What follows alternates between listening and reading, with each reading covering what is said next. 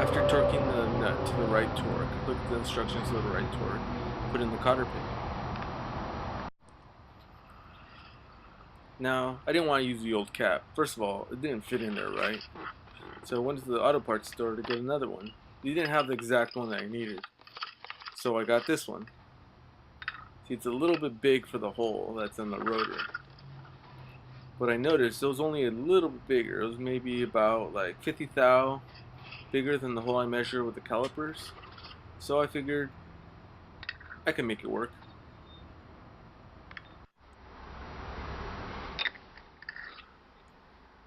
So what I did is I thought I'd bend in the lip. So I patiently just kind of hammered this around to give it a little bit of a chamfer, see if I can get it to fit into the rotor.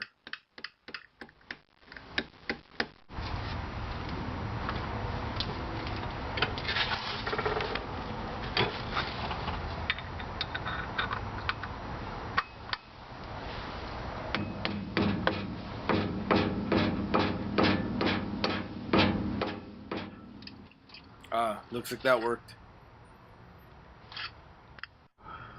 Moving on to the caliper, installing the calipers onto the bracket that we just installed in the previous episode.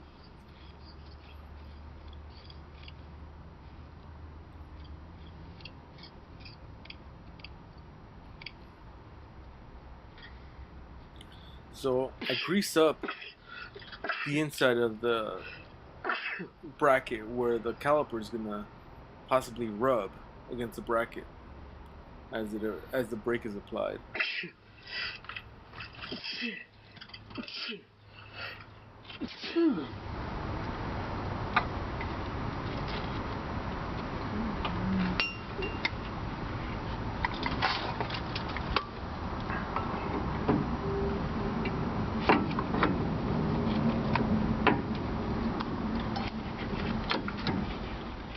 So I slide on the caliper with the brake pads in it, and I didn't line up the bushings correctly, so it took me a little bit of it was a little bit difficult getting it on there. Once I pushed in the bushing,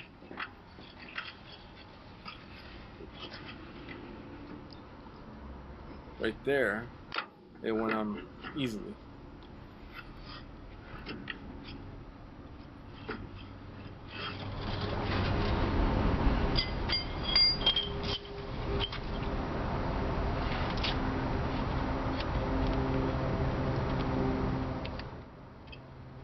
I apply more brake grease right along where the inside pad may rub against the caliper. Just we don't want it getting stuck. We want it moving freely, so we don't want too much grease on there, but we want a little bit of grease to be able to just keep it from getting stuck as the caliper, as the brake moves along the caliper. Because this whole caliper moves, it floats, it'll move in towards the inside of the car as the brake is applied, because the piston moves out and it pushes the brake pad, the inner brake pad, in towards the rotor, and then and squeezes the outer pad.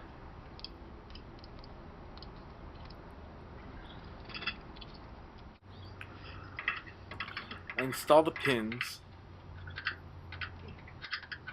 The pins go through they go through the caliper, into the bracket, through the pads, and into the other hole on the other side of the caliper.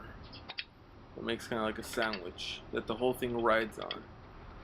So the pins actually get threaded into, there's a thread on the pins, that's how it gets attached to the bracket.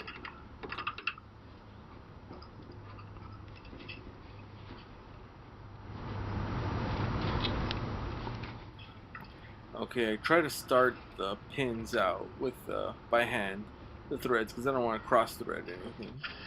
And then I'll move on with an Allen key to get it tight.